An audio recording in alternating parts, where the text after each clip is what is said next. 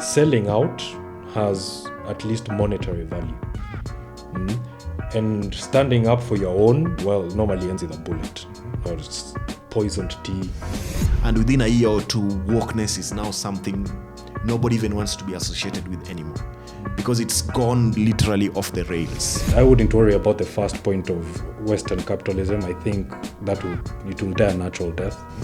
But I mean, Boondocks was brilliant. Yeah, Boondocks is brilliant. Then it's time for us to put the imperial hat back on to say, we're going to govern those countries if you're incapable of governing yourselves, because enough is enough. You can say that about pretty much all of Africa. They're incapable of governing themselves and benefiting their citizens. I'm afraid there are so many people on the African continent who might agree with Erik Prince, even though they might be agreeing for different reasons. Like you see, those people need to ask themselves, even if they do recolonize us and they build all of this infrastructure, who said that you'll enjoy it? We want to improve things for our people alone, but you are going with, let's say, the nuclear option.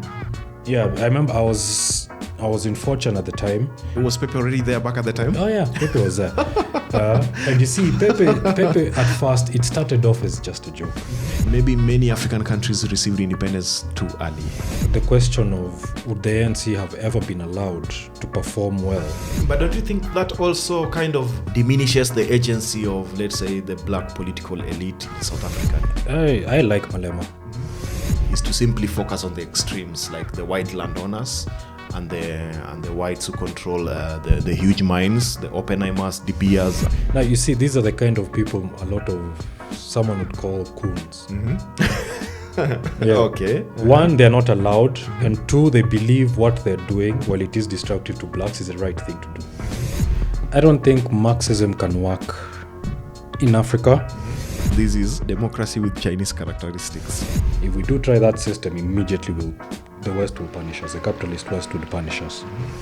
Our very first step should be, people need to become class conscious. Because I look at, sorry to say, people like Andrew Kibe. I think people need to establish that you can like someone's content, but always remember this is entertainment. Yeah, you need advice, go to your dad. No.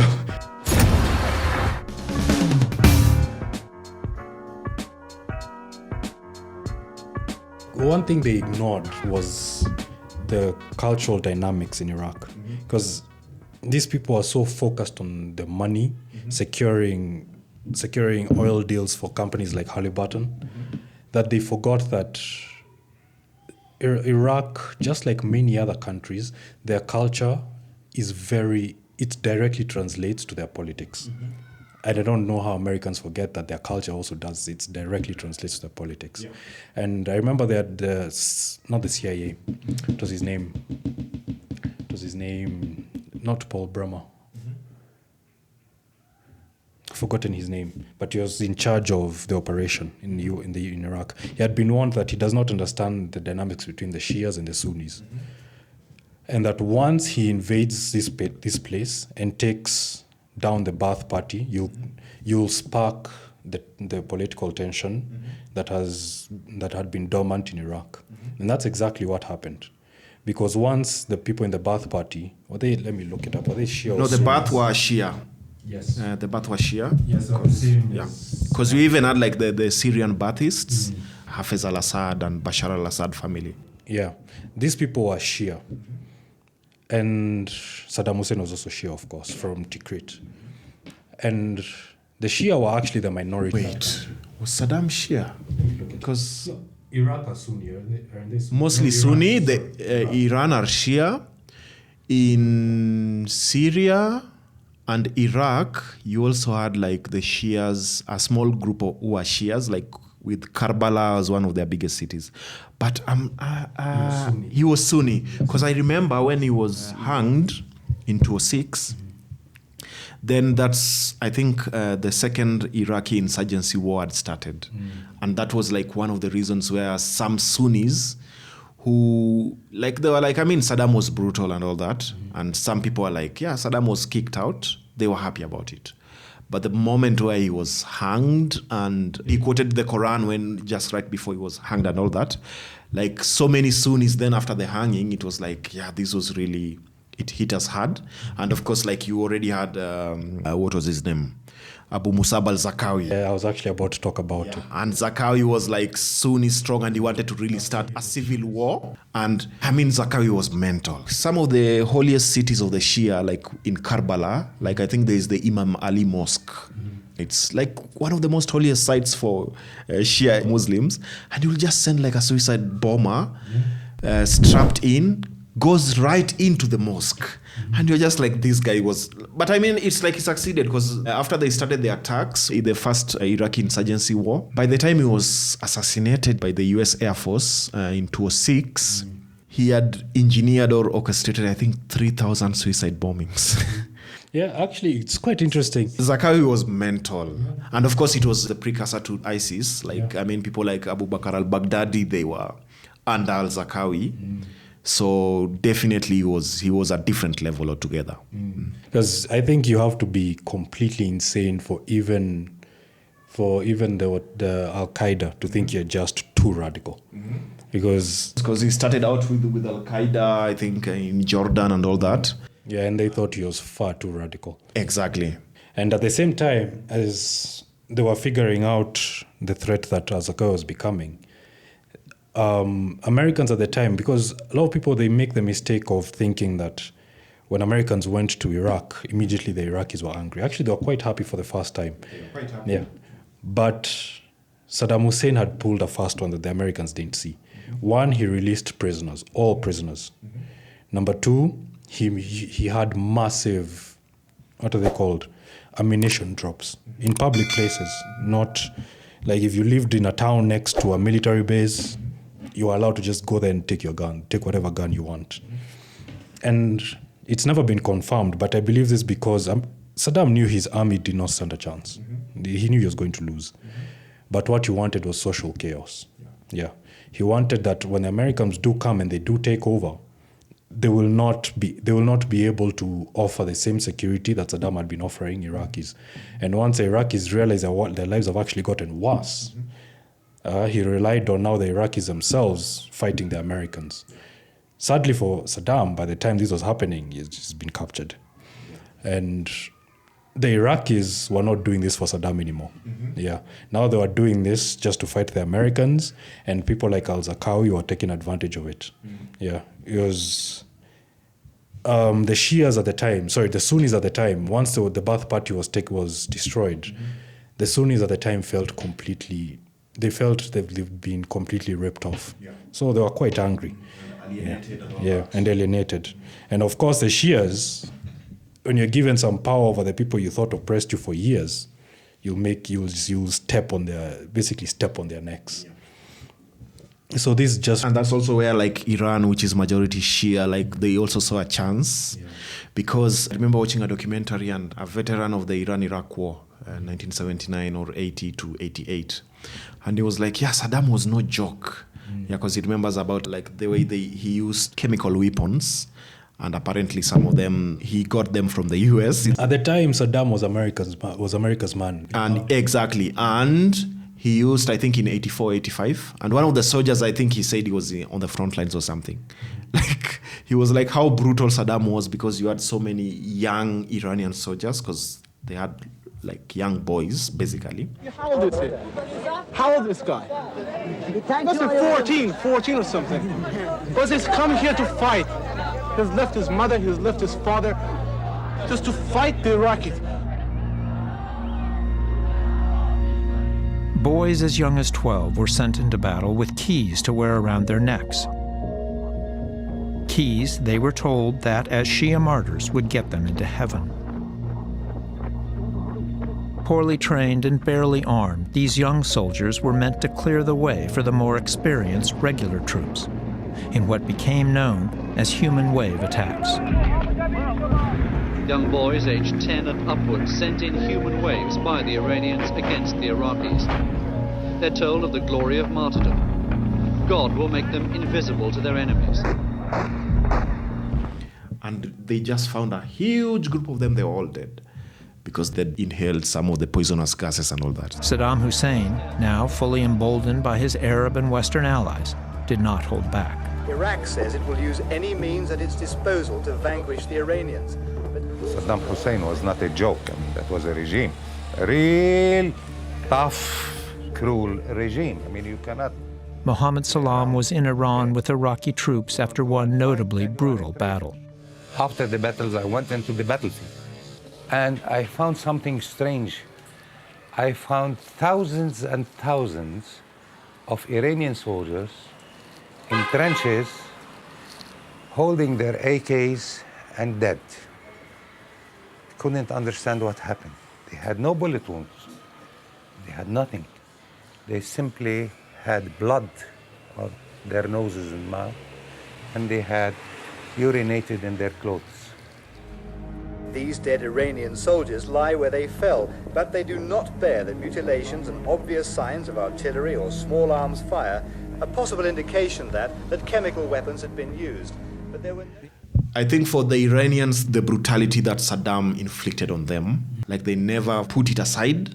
And when the US invasion of Iraq took place now in 2003, they were like, this opened a window for us. Mm-hmm. Yeah.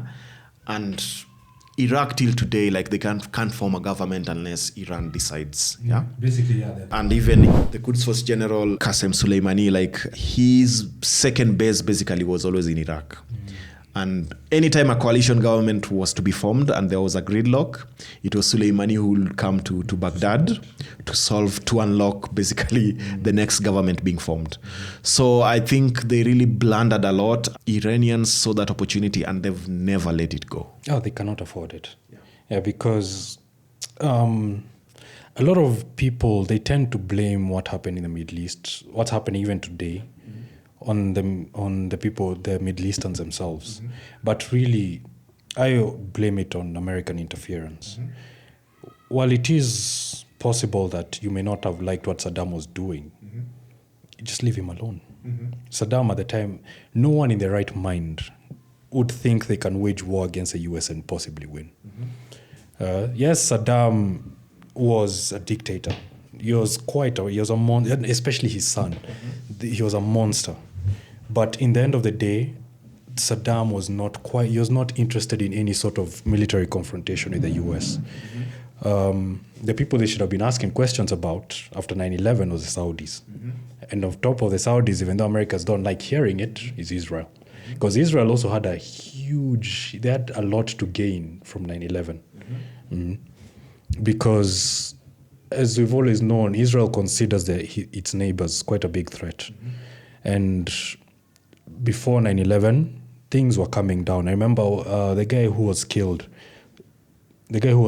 by the same party Ben Gavir is from. How are they called? Before. From which country? The former Prime Minister of Israel before. Yitzhak Rabin. Yes. Who was assassinated for signing the Oslo Peace Accords with Yasser Arafat. Yes. Now, before 9/11, when this man was assassinated, mm-hmm. things were actually coming down. Israel saw itself in a strange position, mm-hmm. where not only its leader was willing to shake hands with the Middle East, mm-hmm.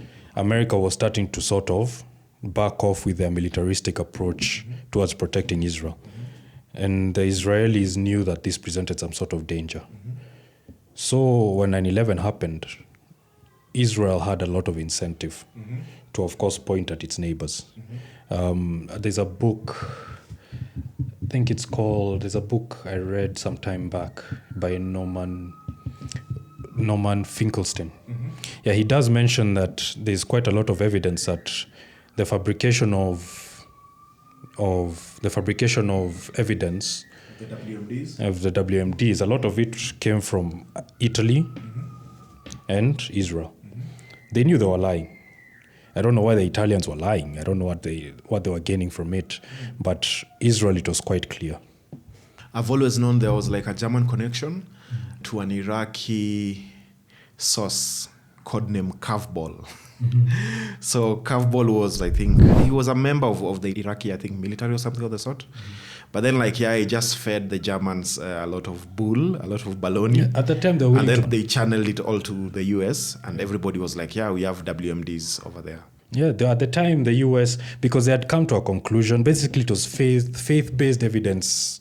You're collecting evidence based on faith. You've come to a conclusion, now you need evidence that supports it. Yeah, exactly. It's confirmation bias, it's stovepiping. Like anybody who will like try to push back the narrative, they'll be told, no, your views won't get into the presidential daily briefing. Yeah?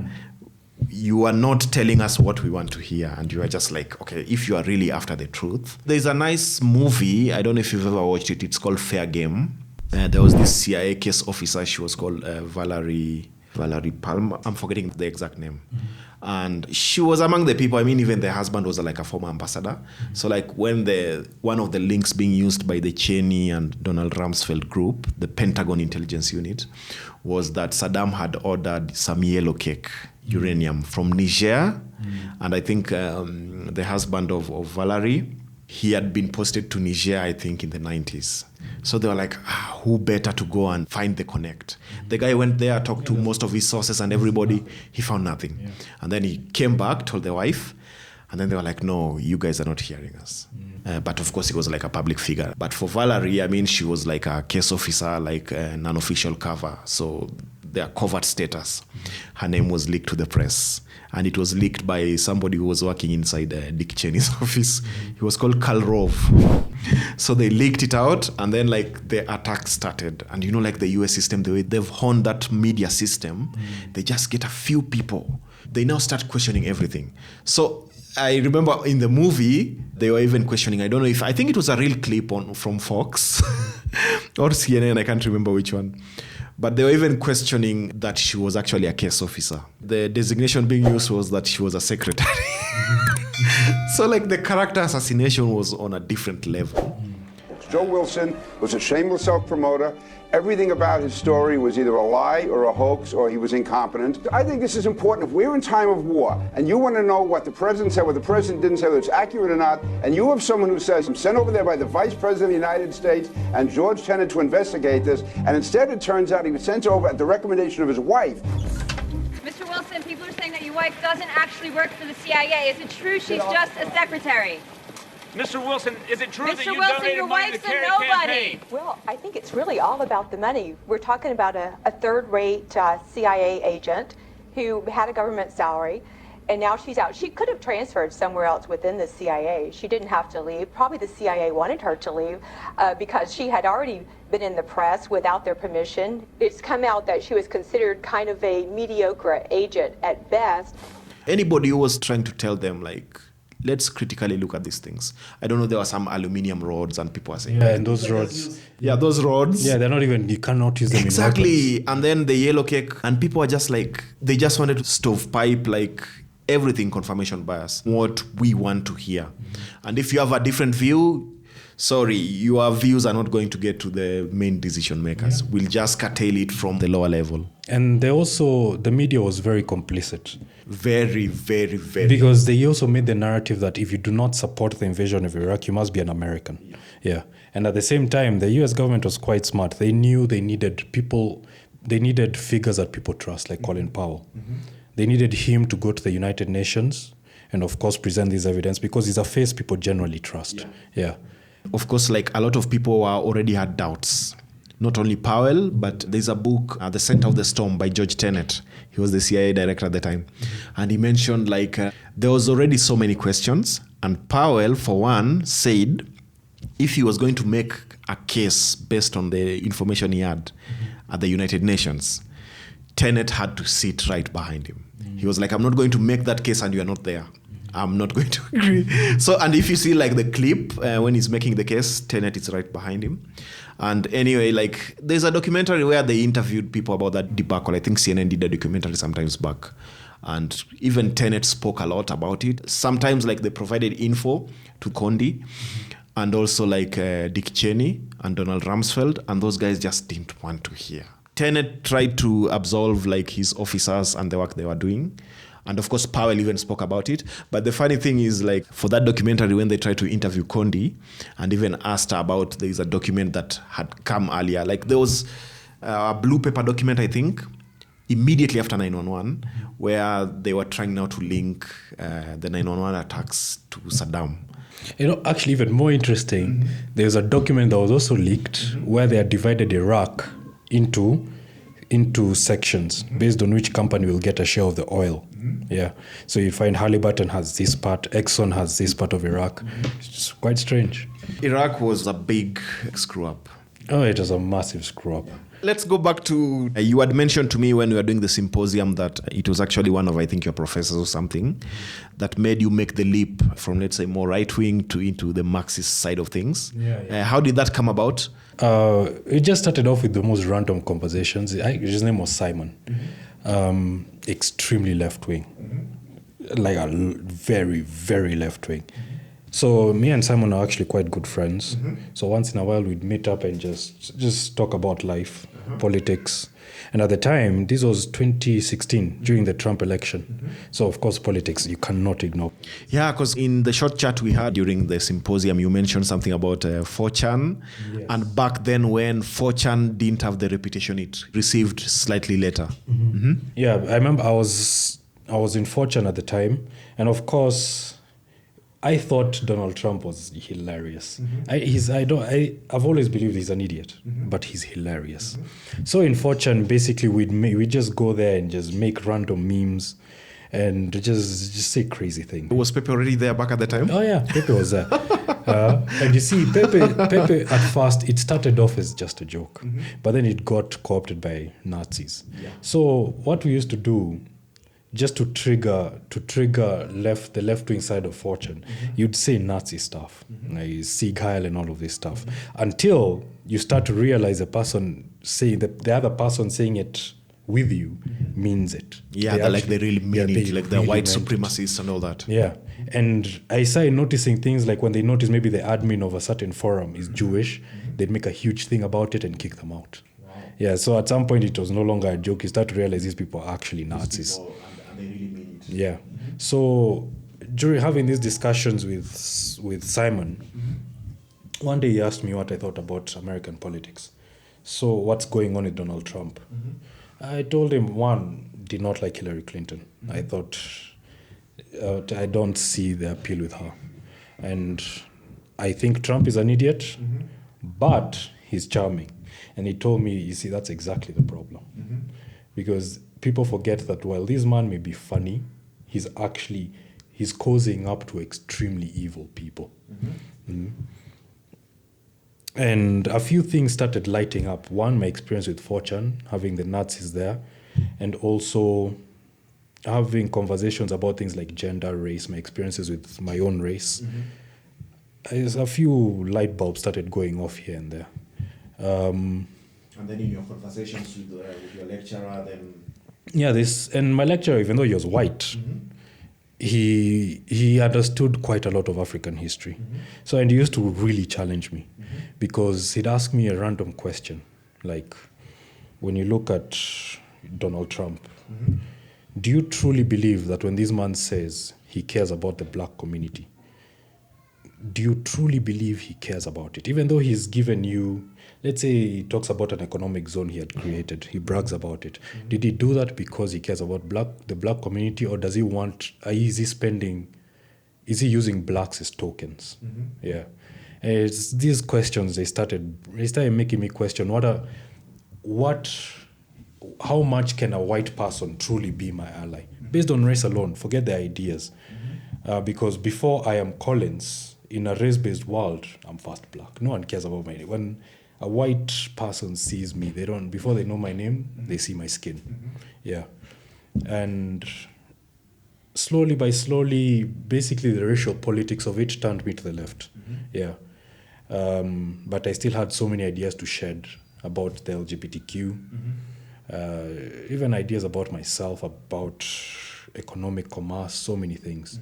Because I truly believed that if you maybe are not rich or you're homeless, you must have failed in some way. I needed to unlearn that. I truly believed that, while I believe that there needs to be equality, whatever, if you're gay or you're whatever, there needs to be equal marriage, I still held some resentment in the way right-wingers say it's a slippery slope. Yeah, exactly. Which, after a while, I came to realize that is a nonsense argument. Yeah. it's a nonsense argument because I asked myself, when I say that one day we'll have trans people everywhere, I'd never even met a trans person. You start questioning yourself, like, why do I hate someone? They're so rare. You've never even met, You've never even met somebody, but like you hate them or you already have a very strong position about them. And somebody could ask you like, how many have you met? Like, I mean, it's almost like on a different level. So like the issue with anti-Semitism, of course, it's a different issue, especially with the war going on in Gaza at the moment. Like, especially in the West, you have like the real white supremacists, like the Proud Boys and all those, the KKK, neo-KKK people. And like they really hate Jews.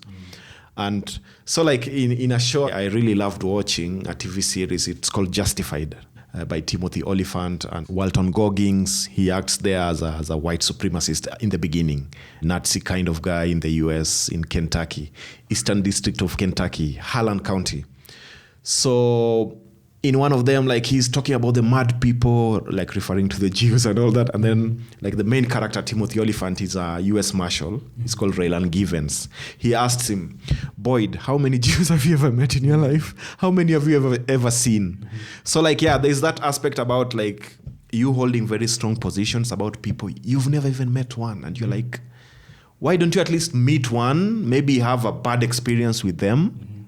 Maybe they insult you or something of the sort.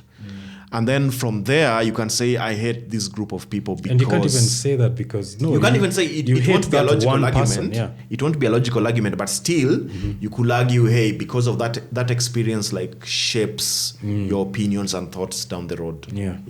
Because a lot of the right wing, I realize their beliefs, they're basically, it's conspiracies. A lot of conspiratorial There's a lot of conspiracies.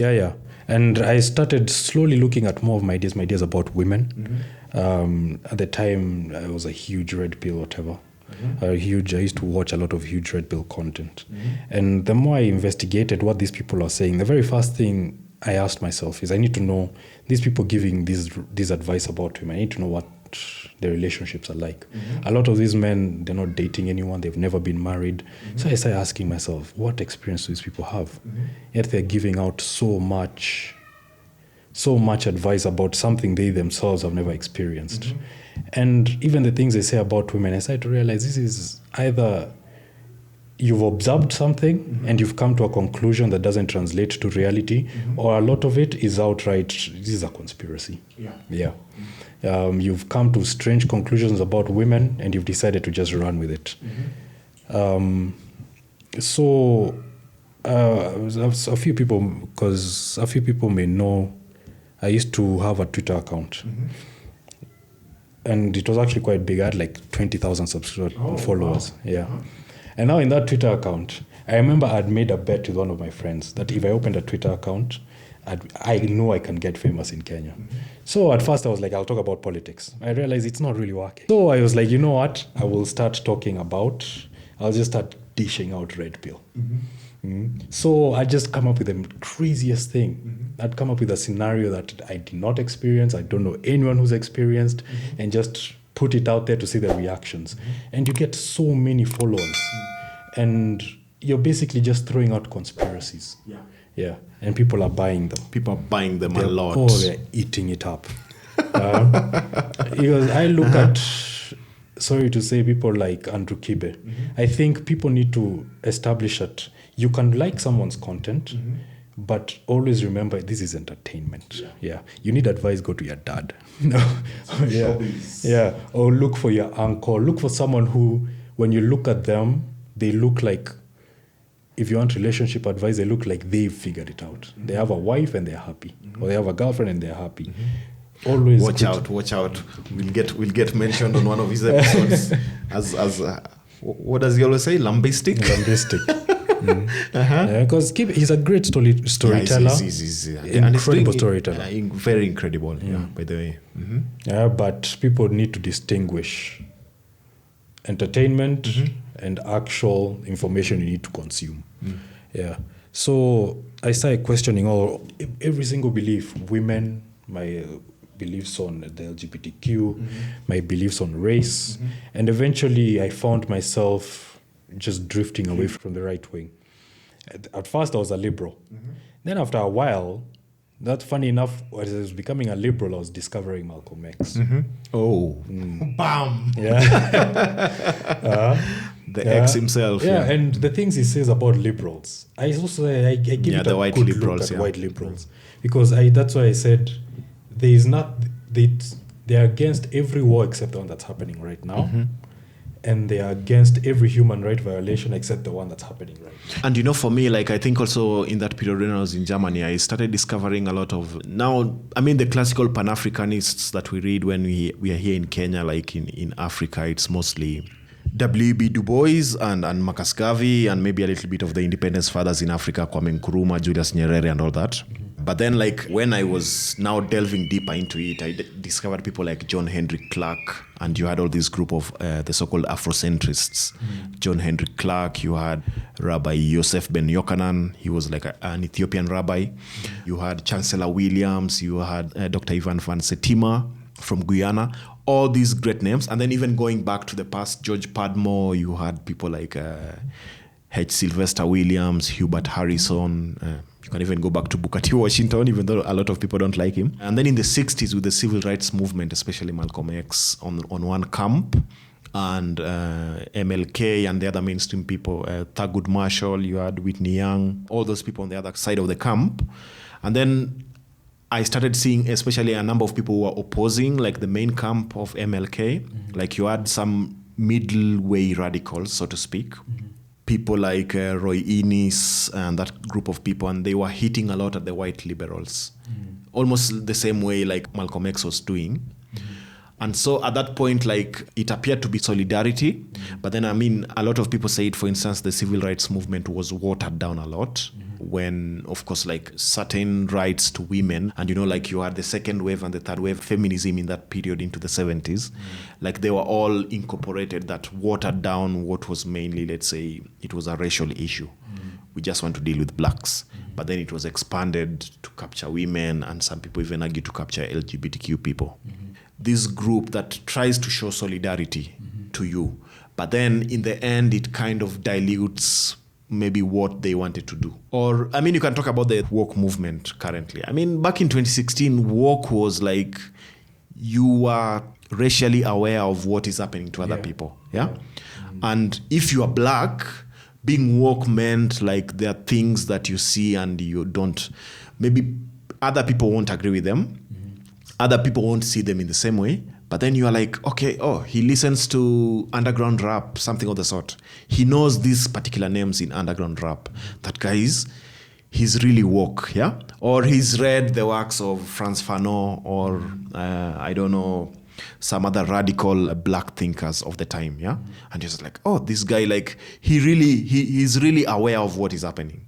But then, within a very short period, and then all the solidarity from these groups, they come in, and within a year or two, wokeness is now something nobody even wants to be associated with anymore. Because it's gone literally off the rails. And mix that with the cancel culture and everything, and you're this is not what people who are arguing for wokeness actually meant. And you say something, okay, he said something, that brother is woke.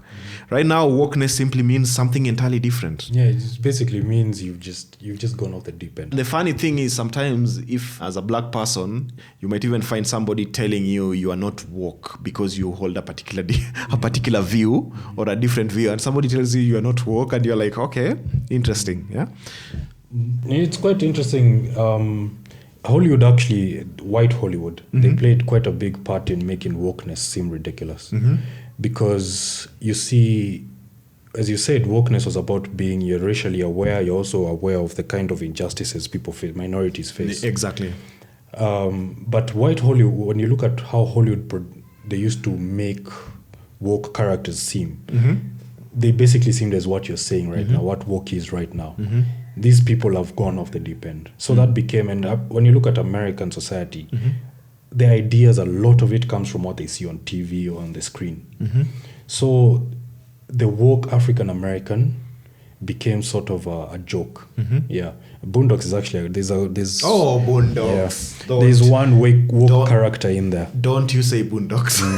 There's one woke character in there. Forget his name. But when you see the Obama parody, Du Bois. I don't know his name, but he's also a kid. The woke, the one who he woke wears in the old sense. No, woke in what white Hollywood wanted to turn woke Riley? into. Riley was the normal woke. There was this kid who used to wear African attire.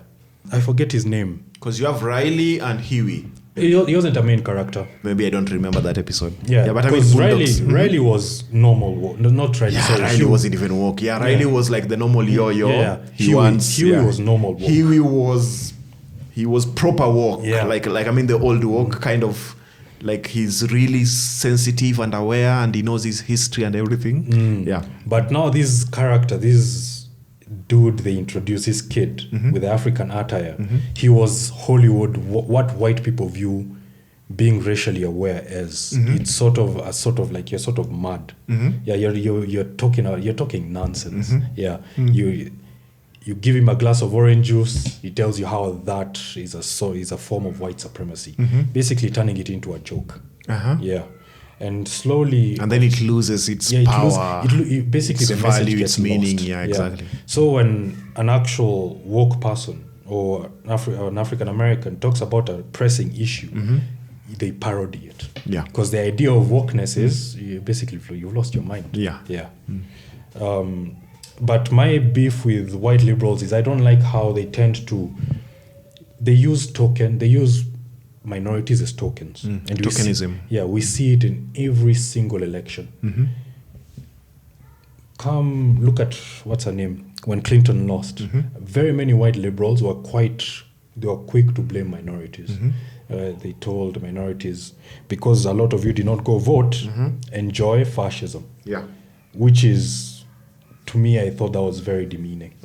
Because I think African Americans, all minorities, were more than just a vote. Yeah. You were talking about wokeness, I think. Yeah. Hope you still have the kid I was talking about. Dewey Jenkins. Yeah. Basically. Okay. Maybe it's in season 3. Yeah. He shows up for like an episode or 2. I think I watched season 1 and 2 completely, and then season 3 I only watched a couple of episodes. But I mean, Boondocks was brilliant. Yeah, Boondocks is brilliant. The parody and all that. And I think it's one of those shows anyone from a different race cannot make. Yeah. Yeah. There's I can't remember the movie, but so after the movie, like they were doing the appearance, and I think it was Denzel, you had Michael T and a couple of other black actors. And then Denzel was mentioning for some of the movies, like only a black person can make them. And he was mentioning, for instance, like back then, like, in the 60s, 50s, even 40s, a lot of black people in the US, like they used to perm their hair. Oh, yeah. Yeah. And sometimes like with a relaxer and all that. Before now, the Black is Bold and Black is Beautiful movement with the Black Panthers in the 60s came. And then the Afros were all out. And so like in that part, like every Sunday morning when you're going to church, you use like a hot iron and you do it like... And so he was doing that like on that clip. So why did he need a black director? Could a white director not have... It's not color, it's culture. I know, we all know what it is when a hot comb hits your hair on a Sunday morning, what it smells like. That's a cultural difference, not just a color difference. Right. So it's the culture. You don't know nothing about See how everybody laughed? That's a cultural difference. That's not a race difference. That's just that motion. That's all I gotta say, right? I know what a hot comb is. Okay. All right. And it was just like, some of those things are so cultural. Yeah, like you just can't. Somebody who's never done that and hasn't grown in any household that has done such a thing, they just won't know what is happening. Yeah, it's the same reason when you look at the best mafia movies, they're made by an Italian. Yeah. Because it's culture. It's very strongly cultural. Yeah. Steven Spielberg did Schindler's List. Martin Scorsese did Goodfellas, right? Steven Spielberg could direct Goodfellas. Martin Scorsese probably could have done a good job with Schindler's List, but they're cultural differences. For me, like just watching Boondocks you are learning a lot also. Like, I mean, we are African, we are Kenyans. and the way they parody like the African American culture themselves, and also like some other brilliant thing like the actress Regina. Is it Regina King? Regina King. Yeah. Like I was really surprised when I was reading one time about Boondocks and all that. Like she did both Huey and Riley, and I was like, no way. Try to listen to it later, and you're like, okay, she was doing both voices differently. How about I just give you Riley? Okay. Yeah. All right. Okay. We'll just do one. Okay. Hey, it's Riley up in this beezy, yo. You know, I mean, it's Regina King. She's astounding. She does this amazing thing where she goes back and forth between the voices, and she's the only one who could possibly pull that off, and I think she just does a fantastic job at both characters. Oh, come on, Granddad. She's not a kung fu master. She's crazy. Shit. Watch when you go to sleep. I bet she have a gang of niggas up in here to rob us. That ain't a good look, Granddad.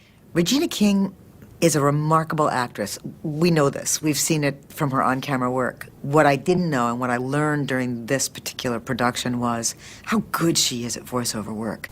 Okay, first of all, Don't Trust Them New Niggas was not a spiritual. We could just do a little research and look it up. I don't know, pick up a book. And then Riley, what a card he is and how different they are. Boo, that movie sucked. I originally was only playing Riley, and here we are in our second season, and I'm Huey and Riley, and I am able to do it pretty well. So you're okay with him being gay? Gay? Who said he was gay? Nigga, is you crazy? Cake's delicious, gay. I mean, Boondocks. It's a brilliant show. Boondocks was brilliant. Maybe let me ask you a question. We started with the governance problems in Africa, in Kenya, and the corruption and all that. I remember when we were doing our bachelors, like international relations and diplomacy, there's this thought. I remember even asking one of our lecturers at the time. There was this argument being made, of course, with South Africa, apartheid and all that. Mm-hmm. It was horrible, definitely. But a comparison was being made at the time about infrastructure and the way they are much ahead in pretty much the entire continent of Africa. Mm-hmm. Despite all the problems they're having right now, load shedding and all that, the infrastructure. And the argument was being made that it's crazy, like when I think about it now, that maybe many African countries received independence too early or flag independence. Mm-hmm. And that if it had delayed for, let's say, 10 or 20 years, maybe like a lot of infrastructure would have been built. And I wanted to tie that particular argument with something that happened recently. I don't know, I mean, you're well versed with the Iraq War and all that. Do you remember Blackwater? Yeah. The PMCs. So like their founder, Erik Prince, he was on a podcast, I think, earlier this week. You've seen the clip? Yes. And he was talking about recolonizing Africa. Putting back imperial hats on. Yeah. Yes. It ultimately comes down to a contest of what is governance. Who is governed? Which countries are governed well? And if so many of these countries around the world are incapable of governing themselves, then it's time for us to just put the imperial hat back on to say, we're going to govern those countries if you're incapable of governing yourselves, because enough is enough. We're done being invaded. Because our own national security risk is at stake. Exactly. National security interests are at stake. You can say that about pretty much all of Africa. They're incapable of governing themselves and benefiting their citizens because the governments there are all about looting and pillaging and lining their pockets and going shopping in Paris instead of actually making their country a better People on the left are going to watch this. They're going to say, wait a minute, Erik Prince is talking about being a colonialist again. Absolutely. Yes. Enough. Because if you go to these countries and you see how they suffer under absolutely corrupt, made-up governments that are just criminal syndicates, the people of Africa, the people of Latin America, a lot of them deserve better. Now, the countries that cannot fix themselves, particularly in Africa, the worst, it's time to think about other governance options because they are clearly not capable of self-governance. Even though such kind of views are completely reprehensible, like anybody listens to them, any black person, you're like, what the hell is this guy talking about? Yeah. Mm-hmm. But don't you think that still, because of so much dysfunction in many African countries, there are some people who might listen to that guy and they'll be like, I agree with him. Yeah. 60 years down the line, most African leaders, like, nothing has been done. Exactly. Sometimes comparison, of course, a thief of joy and all that. Teddy Roosevelt. But sometimes you look at it, and of course, countries like Kenya, you hear, if you compare with so many countries in Africa, like Kenya is seen to be really ahead. There's a lady. There are countries, let's say, in the Sahel, like they are really, really badly off. There's a lady who, I've forgotten her name, but on TikTok, she also has a YouTube video. She basically was touring around West Africa and Central Africa with her motorbike. Itchy Boots. Yes. I've been watching her episodes. I mean, they're interesting. Man, I saw her clip. For Nigeria? Not even Nigeria, Togo. Uh-huh. I was like, my God, this place is poor.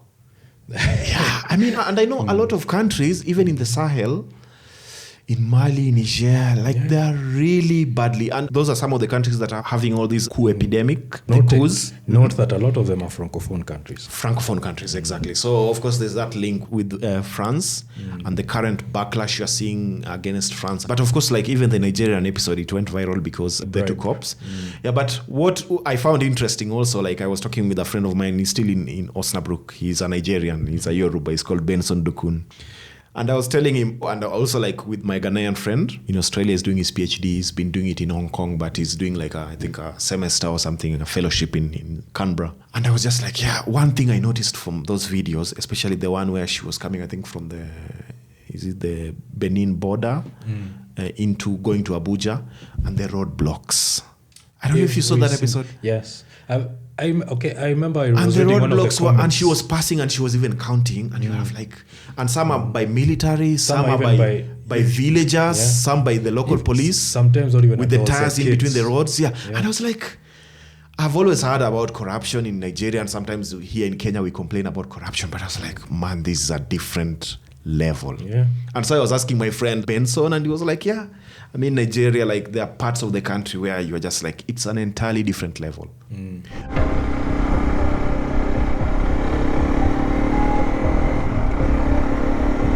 The next one? Yep. It's again every kilometer there's a place like this. Every kilometer.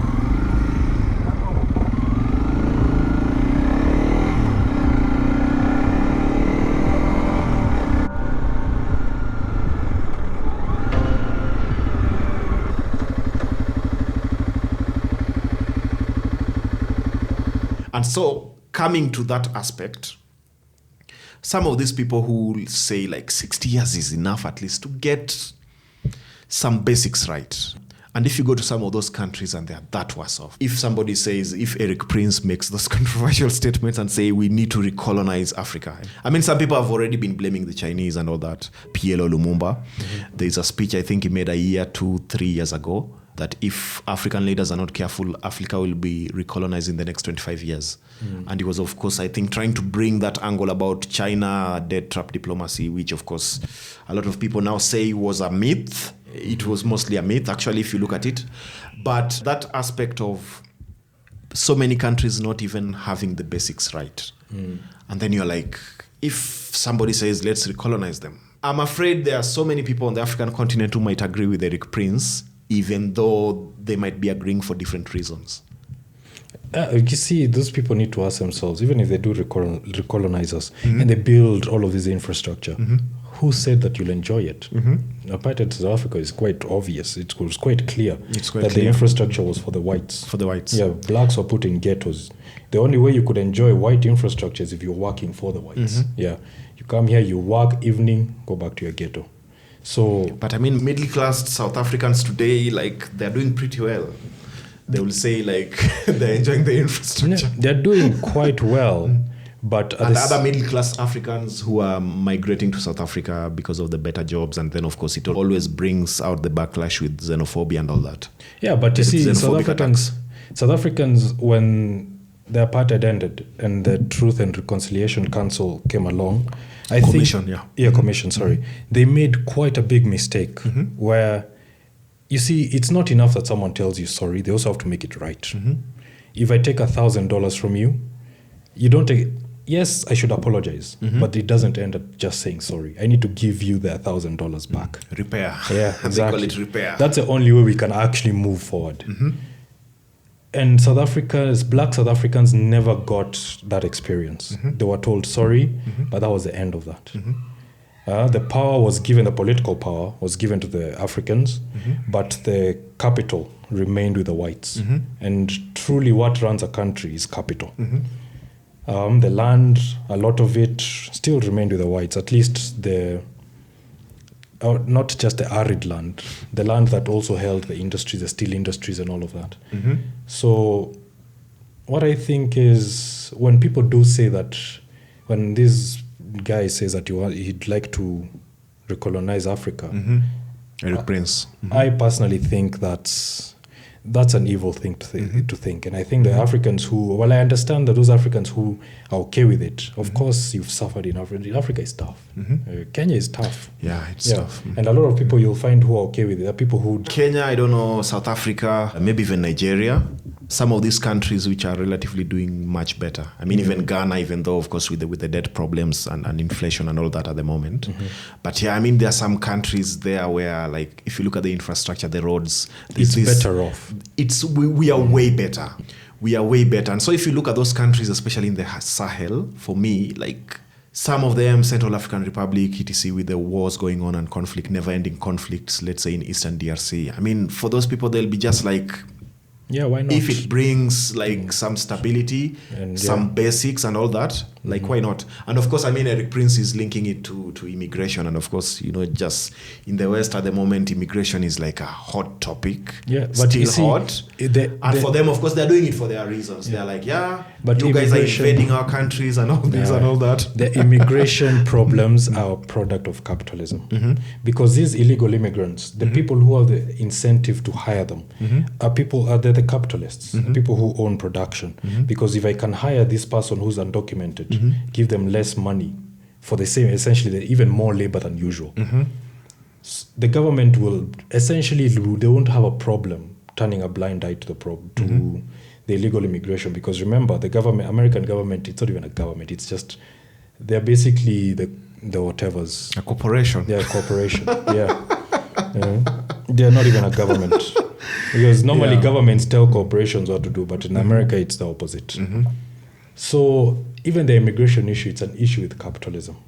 Again, identifying as a Marxist, what do you think about Julius Malema and the EFF? And also maybe to tie that a little bit to the Chinese model, which some people, I mean, the Chinese themselves sell themselves as Marxist-Leninists. And with Xi Jinping and everything, but a lot of people criticize their system and they say actually it's not Marxist. It looks more like state-led capitalism. Yeah. South Africa is going to have elections, I think, in May.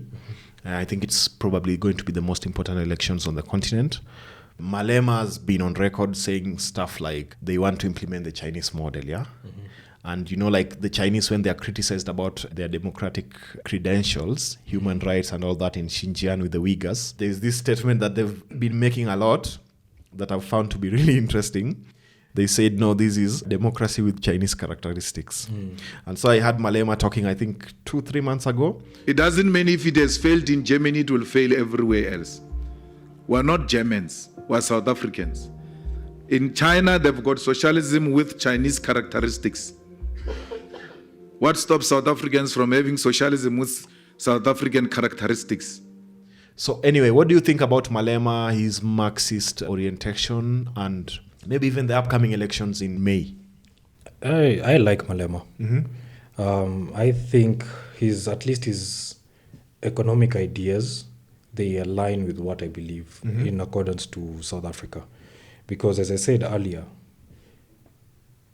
South Africans made the mistake of being told sorry, but never receiving back what had been stolen from them, and you're never getting any repair. I've Malema. Actually, I think that's where you are. We are talking about repair. Yes, Malema has made that argument quite a lot. That the land that was taken from Africans has still not been returned to Africans, and I get why a lot of white South Africans may feel that this is a threat to their safety. But in the end of the day, white South Africans must also come to realize that they tend to refute this argument by saying, some of them tend to fight this argument by saying we are a rainbow nation. But Malema or the Africans are not the ones who made the divisions between races. So white South Africans don't get to proclaim that we're a rainbow nation. Mhm. The division was made by whites. They came here, told us we are black, they are Europeans. Mhm. What Malema is simply saying is that until the wounds have been properly healed, Mhm. South Africa cannot move on. And they're right, they cannot move on. Because to this day, while the blacks do have political power, the capital still remains with the whites. The privileges of economic control still remains with the white. Industrial control still remains with the whites. Of course, once in a while you'll find... But even if you say that, I mean, don't you think that it's not necessarily a zero-sum game? And there is some capital that could be had if, let's say, the ANC, which has been in power for like 30 years and delivered basically nothing, and if there is some capital that could come into play by the virtue of ANC being in power, and there will be good governance, not the high levels of corruption, state capture and all that, then that could somehow have a ripple effect, even among black South Africans, so that there could be more business to be done, there could be more economic dividends to be earned by the normal South African working class and even middle class. But the fact that ANC has messed up so much, then the only way to look at the system with the horrendous amount of inequality in South Africa is to simply focus on the extremes, like the white landowners and the whites who control the huge mines, the Oppenheimers, De Beers, and all that. It's very easy to focus on the extreme that it's simply a black and white issue in South Africa. The point I'm trying to make is if ANC were to be performing quite well, imagine ANC was having one of the best governance systems in Africa compared, let's say, to the ruling party in Botswana, for instance. For Malema to make the argument about land and all that, maybe it will not be as pronounced and he will not be as popular with many South Africans and even many Africans. But the fact that ANC has done so poorly, so dismally, then the only thing that makes sense is to focus on the land ownership and the ownership of capital and all that. I'm not sure if Malema has ever talked about this, but I've heard a few people talk about the question of would the ANC have ever been allowed to perform well for Africans? Because when you look at the ANC, and I remember I've also mentioned it before, when you look at the Africans that were left behind and given reign over their own countries, a lot of these people tended to be, they would conform to white culture, white beliefs, white supremacist ideas. So the former colonialists understood quite well that while we do not have the political power here, we have put in place people who will always bend to our will. And of course, the colonial will was never to benefit Africans. So there's a reason the ANC has gotten away with so much and nothing will ever be done about it, because the beneficiaries are the people who actually have capital. And the people who lose are the people who do not have any. They may have they may have huge numbers, but they don't have any real power in South Africa. But don't you think that also kind of diminishes the agency of, let's say, the black political elite in South Africa? I mean, all these ANC officials, ministers, presidents in the past 20, 30 years, I mean, they have some agency one way or another. If you only say like they were not allowed per se, I mean, it also kind of diminishes any agency that they have towards changing the conditions of the poor and the working class black South Africans. Now, you see, these are the kind of people someone would call coons. Okay. One, they're not allowed, and two, they believe what they're doing, while it is destructive to blacks, is the right thing to do. So even if they did have their enlightenment, their eureka moment, and realize what they were doing was wrong, that's when the not allowed part would come in. But the colonizers, when they left, they were quite aware of who they're leaving behind. They know, I don't have to tell you to work against blacks. You already believe that. They'll only step in when it's time, when you start moving funny. A good example is the DRC, the whole issue with Lumumba and then Mobutu. Yeah, Lumumba, Mobutu, Moise Tshombe. Yeah. I mean, Tshombe was worse. And Kasavubu. Those guys screwed the country. Because Lumumba obviously was problematic for the whites. He was not going to be the person who would bend over and let the the Western powers and the European powers get whatever they want. So of course they supported Mobutu to eliminate Lumumba. Yeah. But now when Lumumba came to power, at the same time you're also having the Cold War. Regardless of America standing up and saying that we support democracy, freedom of speech, all of these things, they were quite willing. They had some sort of cognitive dissonance where they were willing to support tyrants in Africa for their own benefit. And now what this did is it entrenched oppression in African states. And at the same time, it also made it clear to the culture. You know, in the end of the day, young people learn from what they see. It entrenched into the culture that selling out has at least monetary value. And standing up for your own, well, normally ends with a bullet or it's poisoned tea. The Nigerian guy who people say Condoleezza Rice killed him. Who was that? Former president or? Was he a president? Nigerian guy. No, he wasn't the president. Him and his wife died about like a week apart. Okay. But he was a politician. He was a politician. When he was arrested, Condoleezza Rice visited him in prison, gave him a cup of tea, half an hour later dead. In Nigeria? Yeah, in Nigeria. Okay. Yeah. I'll look him up. Anyways, he was fighting, I think he was fighting Shell. What was he fighting? I think he was fighting Shell. Shell, okay. There's a time... No, I thought it was Ken Saro-Wiwa. Yes. No, but Ken Saro-Wiwa was executed. No, Ken Saro-Wiwa was hanged by Shell. By Sani Abacha, the dictator, Of course, because of Shell and all that. Because of Shell. No, I'm talking about, God, what's his name? Him and his wife, they died a week apart. Anyways, as I was saying, the culture of selling out grew because a lot of the youth also noticed that if you sell out to the West or you sell out to people who have a lot of money but their interests do not align with yours, at least your people's, there's a lot of money to make. Look at Kenya as it is today. A lot of people want to become politicians. They're not doing it for their community. A lot of people they know, they will give you the rhetoric when they're running for campaign. I'm here for the people. Our president is the hustler. He was the hustler. He's running for the people. The second you get there, immediately sell out, and you'll become rich.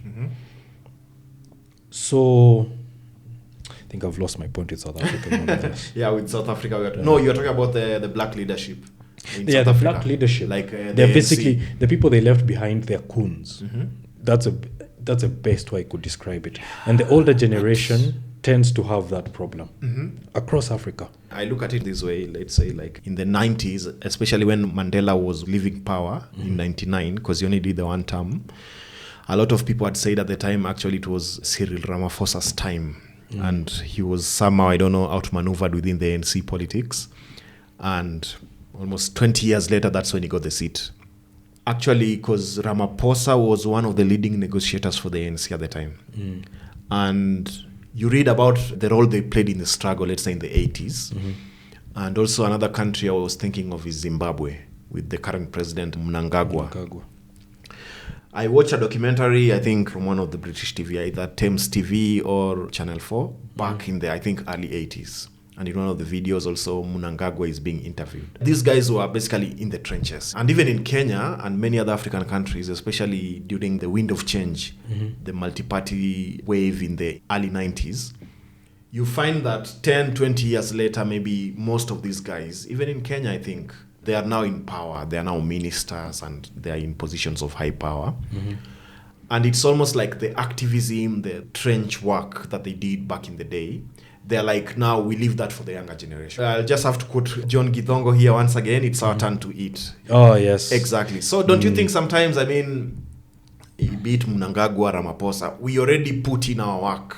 We already did our time. We already did our bit. 20, 30 years ago, you guys were not even born, blah, blah, blah.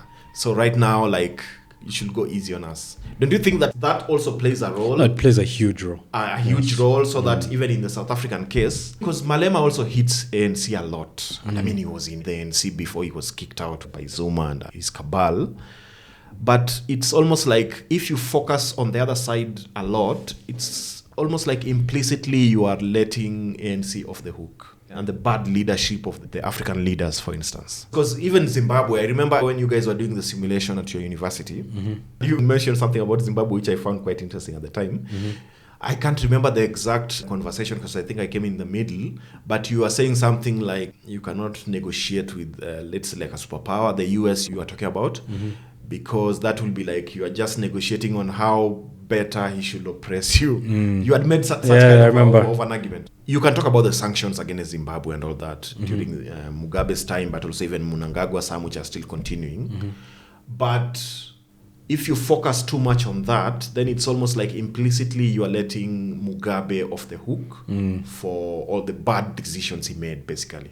You are letting Mnangagwa off the hook. Do you think that's a valid point? It's a valid point. However, I personally do not know any leaders that are perfect. Every leader does make a mistake. But you see, the probability of your decisions getting worse and worse significantly increase when you get punished for whatever good decisions you made in favor of your people. Because when you look at Mugabe, a lot of people do argue the sanctions were actually not, they were punishment for what he was doing to the settlers. They were less about the human rights argument, but more about punishing you for what you're doing to white settlers. Some would argue, I would argue, what he was doing was right. Because I don't believe in the idea that you can come here, become a colonizer, and either have to buy the land back or either have to buy the land back or somehow earn it back. I believe that if you stole it from me, I reserve the right to use violence means to take it back. So land appropriation without compensation. Yeah. Because the people you took it from were not compensated at all. But don't you think the problem with that argument, especially in the case of Zimbabwe, but also like in the case of South Africa, I mean, from a Marxist point of view, again, you are talking about the capitalist system, and there's a lot of criticism against how capitalism functions, the amount of inequality it churns out and all that. But there is also the flip side where there is a way in which capitalism works. And if part of it is, let's say, attracting foreign direct investment. I mean, the Chinese model, China has been attracting almost 10%. If you look at the World Investment Report, which is published by UNCTAD every June or July, China alone, sometimes it's attracting like 10% global FDI inflows. The entire continent of Africa, I think in 2019 or 2020, attracted a paltry 3.5%. So it already tells you that even within the Chinese model, a lot of it has been depending on foreign direct investment. And that is also like the interesting point where American politics in the West, they'll talk everything about China, but you find that their companies... Yeah, China is a factory. China is a factory, and the amount of profits and also the huge market, like 1.3 billion people, etc. The EFF manifesto, it came out, I think, earlier this week or last week. And of course, like there was a lot of nationalization of banks as well as appropriation of land without compensation and all that. But don't you think that because of the way capitalism functions, if you proceed that way, you could basically destroy that economy quite easily? Forget even about the sanctions and everything. People who might wanted to invest, people who will decide, let's do some capital flight and take our money out of South Africa, for instance, or Zimbabwe. There are rules of the game within capitalism. If you want to bring a revolution, fine. The revolution may probably destroy the whole thing, flatline it, and then you build it afresh. But if you are somehow talking about some kind of reform, we want to improve things for our people alone, but you are going with, let's say, the nuclear option, the results inevitably will be disastrous, like for South Africa, or even if Malema wins. I mean, if you look at the very nature of like Marxist revolution, it's basically burn everything down, restart afresh. So sometimes the long-term gain is better than what you may lose short-term. I'll give you a good example of other Marxist revolutions, like in the USSR, or I'll not give Cambodia. Those were not Marxists. Yeah, Cambodia was. What was mad? Or China. China is a great example, actually. China is a great example, but maybe post Mao. No, but what happened with Mao needed to happen. Yeah, absolutely needed to happen. Especially with the famine in the 60s, late 50s. Yeah, terrible. And the Cultural Revolution and all that. One person I really admire in the Chinese leadership, especially in the past, Deng Xiaoping. So with the nickname Shishian. Like, I mean, what that guy did in China in the 80s, just out of this world. 600 million people were lifted out of poverty. All the foundations were laid by Deng Xiaoping. Mao would be an entirely different topic for me. Yeah, I think Mao, the reason it needed to happen, they needed to burn down the structure they had before that Mao found, before they could rebuild anew. Had Mao not happened, or even had the Russian Revolution not happened, these two countries would be very different. When you look at the USSR, currently they're one of the largest steel producers in the world. And Russia. Yeah. And what happened during Stalin's time, this is the city that produces a lot of steel, Magnitogorsk. Yes. At the time, it was basically hell on earth. It was basically a prison. It was basically a gulag. But so many people were forced to go there and build this city out of nothing until it became a producer. It was seen as oppressive, but it built something in the end. Today, they're the biggest steel producers. And basically, my point is... Don't you think the cost is too much? The cost... If you are talking about, let's say, Marxism and like you being against things like exploitation and all that, but if the human cost of such a project... But you see, the human cost is it the only people who can answer if it's too much are the people who are the people willing to do it or not. If they're willing to do it, then you don't think you get to tell them it's too much. Yeah. If you go and ask a lot of these, even the Chinese right now, there's a lot of them who still think Mao was great. A lot of Russians who still think Stalin was great. Yeah, they still think Stalin he was was great. one of the biggest mass murderers of the 20th century. He was a real monster, He was a monster. But the reason they say that is because the Russia they live in right now, they believe that had the communist revolution not happened, we'd still be living under a king, a ruthless king. For some of them, maybe it's because they never lived in that era. Yeah, there's also that. You didn't experience it. And you have a lot of young people, and they take a figure from the past, and they idolize the guy. I mean, I've even heard some about Idi Amin, like you see on YouTube comments and on Instagram. And they are like, Amin was the best president in Africa, and the West were always lying about cannibalism and all that. And you're like, even if, of course, there was a lot of propaganda about what he was doing. He was not a good guy. He was not a good guy. He killed hundreds of thousands of Ugandans. Yeah? I mean, it's a terrible argument because it didn't lead to a better Uganda, really. Exactly. And so of course, I mean, for Stalin, you could talk about that. And it's not only like even in Russia, because I remember like when I was doing Russian, because I did like 2 semesters of Russian language in Osnabrück. And our lecturer, she was like, and you know, like if you go especially to Georgia, the Caucasus, because that's actually where Stalin came from. You have pictures of Stalin on cars and like Georgia produced some pretty evil people. Pretty evil. Yeah. And so many buildings and statues of Stalin. And if you look at it from that angle, like so many people are celebrating Stalin. But you always find that it's sometimes skewed towards the younger people. Because the old ones who lived during that period, I mean, they can tell you there are things they even loved, let's say about the USSR, but some things they will never want to go back to it. So the point I was making is like sometimes you find that a lot of young people, they can idolize people who were figures in history and they never experienced them. Because I even remember even here in Kenya, like maybe during the Kibaki era with the post-election violence in 2007, sometimes it reached a point where people are like, yeah, Moi was really good and all that. And I mean, for me, I grew up in the 90s. We had all these stories about Moi and how he was a dictator and everything.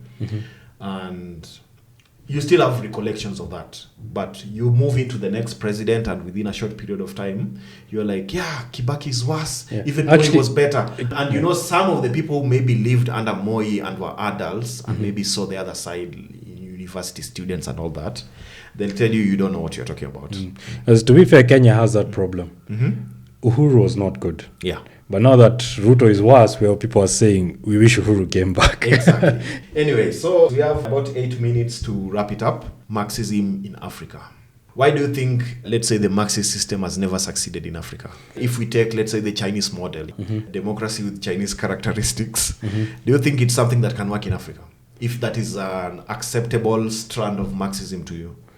I don't think Marxism can work in Africa for a couple of reasons. Number one, Marxism, as we've seen historically, it cannot exist in a world that's dominated by capitalism. If we do try that system, immediately the West will punish us. The capitalist West would punish us. Second, I think Africans are still so disjointed. We have so many divisions that we cannot truly practice Marxism, because Marxism, as I said earlier, people need to have compassion for each other. It's not about just me, what I get. We need to also think about what does that other person get. And I don't think Kenyans specifically, we are basically taking up American individualism to the same level as Americans are taking it to, where no one cares about you, it's all about you. Until we've crossed those two hurdles, and I wouldn't worry about the first point of Western capitalism. I think it will die a natural death. But until we've crossed the hurdle of us Africans coming together as one, I don't see it happening. And Marxism at its purest form, where we now cross over to being a completely stateless society, I don't think that's stateless and classless. Yeah, I don't. But you already said classless, you believe is utopian, right? Yeah, I think it's very difficult to achieve. It's very difficult to achieve. Extremely difficult. Stateless, even more difficult, because the very first question you have to ask yourself is, when you and your portion of your community declare yourself stateless, how certain are you the next guy will declare themselves stateless? They may just come and take over. So I see Africa's future relies on having a balance of working social systems and a small level of capitalism. Yeah, very close to the Nordic system. Close to the Nordic system. So that would be like your ideal system of something that could work in Africa. Yeah. And we have tried something like that when you look at devolution. But, of course, devolution has been fought. It has been completely corrupted. We have too many corrupt people for devolution to work. Great idea, terrible results. That's a nice summary of the Kenyan situation. Yeah. Just winding down, there's this famous quote by Marx and Engels, actually right at the start of the Communist Manifesto of 1848. The history of all existing society hitherto is a history of class struggle. That's like the classic Karl Marx Engels quote. People have criticized it a lot. They're saying like it's an oversimplification of sorts because there are so many other variables like culture, religion, and all that. But in Africa, do you think that going into the future, I mean, like with the AU right now, I don't know what your views are about the AU, but I can already guess, and with the Agenda 2063, that will be like 100 years of flag independence. So do you think the criticism, first of all, about this quote by Marx, does it hold? And secondly, what do you think if that class struggle continues, that vision of human history, and even going forward? What will be the way forward in Africa, in general terms?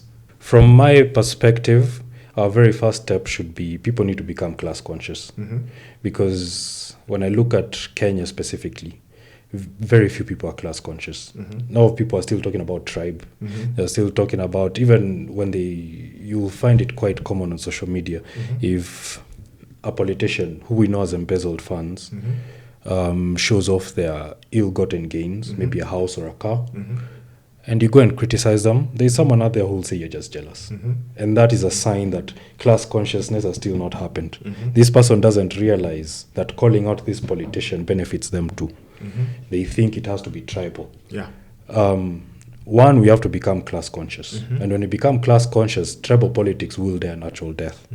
Because in Kenya, we'll realize we have a small group of people who, yes, they may be Kikuyus, some are Luos, but they're all in the same club. They like each other. They're all friends. But But these people control so much in this country. They have so much capital, all of it ill-gotten gains. None of them produce anything actually. A good example is Ruto. He's a billionaire, but I've never seen anyone buy a product that was made by Ruto. Until when we become class conscious and tribal politics die, we will be truly ready.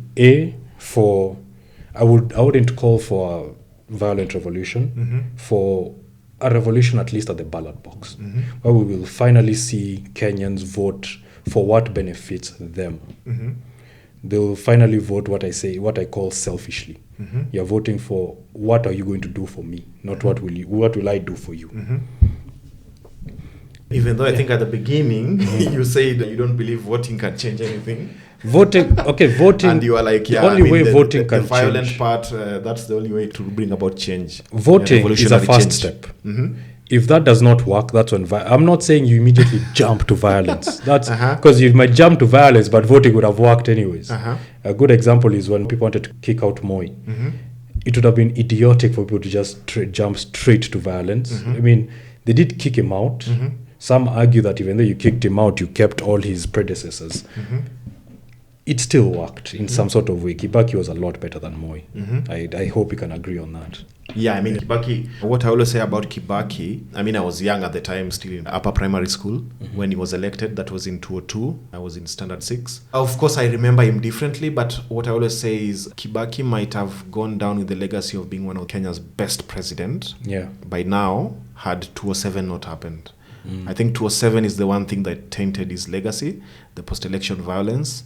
And of course, like with the coalition government, there was a lot of haggling, there was a lot of pulling in different directions. Yeah, but I think in general terms, I mean, had Kibaki gone home, having lost the elections, or had he decided not to run again, it would have taken a lot of time for another president to top up what Kibaki has done. I wouldn't say he was the best, I'd say he was the least mediocre. On the spectrum of best to worst, I mean, we've maybe we don't definitely have best on the spectrum, right? We have least mediocre. Least mediocre. So anyway, to wrap it up, Collins, I mean, we've talked about the future a little bit, Agenda 2063, the AU and all that, what Africa needs to do. What will be a parting shot on the continent, elections happening, coups happening in West Africa and all that, de-dollarization of the African economy?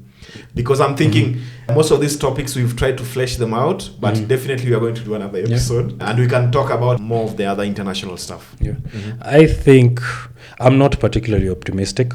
I think things will get better before they get worse. As I've always said that when I look at Kenyans particularly, things are not that bad yet. When things truly get bad, Kenyans they'll be willing to organize and to mobilize. They're not bad yet, but they will get worse. But in other African countries, like if you take a much broader context, in other African countries, it depends with the region also. Like I think it highly depends. There are some regions that are more optimistic than others. The DRC, I think it's all doom and gloom. Sahel.